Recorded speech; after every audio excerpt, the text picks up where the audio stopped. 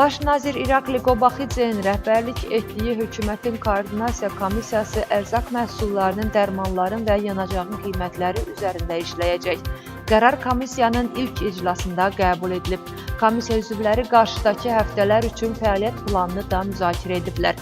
Belə ki, istehsalçılar, pərakəndə satış şəbəkələri və distributor şirkətləri nümayəndələri ilə görüşlər keçiriləcək. Hökumət komissiyası müvafiq parlament komissiyası ilə əməkdaşlıqla işləyərək aprelin sonuna dək bu işi başa çatdırılmalıdır.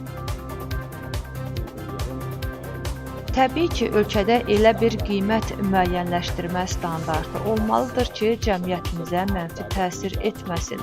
Artıq və məntiqə sığmayan qiymətlər artımı analiz olunmalıdır, düşünülməlidir.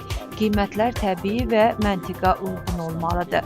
Fransa və Gürcüstan arasında supermarket qiymətləri necə nəzarət olunmalıdırsa, yanacaq və digər məhsullar da hökumətin nəzarətində olacaq. Necə fikirləşirsiniz? Son zamanlar ərzaq məhsullarının qiyməti nə dərəcədə qalxıb?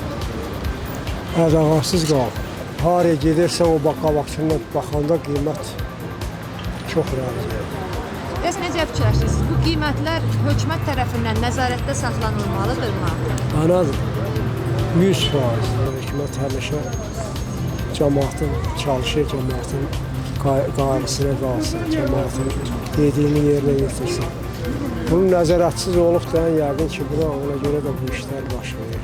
Hər yetən satdığı malın üstünə özünün bildiyi qiyməti qoymamalı. Hökumət tərəfindən ciddi nəzarət olmalı. Olsa daha gözəl olar. Əhalinin rifah halı yaxşılaşar. İnsanlar yaxşı yaşayarlar, yaxşı dolanarlar. Hər şeyə az da olsa pul taparlar. İldən çox pis gəlir vallahi. Yaşayış çox çətindir. Bura bilmirsən hasına verəsən. İnan Allah, pensiyalıysan gətirirsən, onu da bazarlığa verirsən, daha bir aydan sonra gözlük sən pensiyalaşan, yemək yeyərsən, ekonomi ilə. Nəzərdə saxlamalıdırlar ki, biz də yaxşı dolanaq, vallahi qaraçiqan farmasında yaşayırıq. Quranla da haqqı, çox pis vəziyyətdir. Siz ərzaq məhsullarının qiyməti axır vaxtlar bahalanıbmı? Bahalanıb belədir. Çoxmu?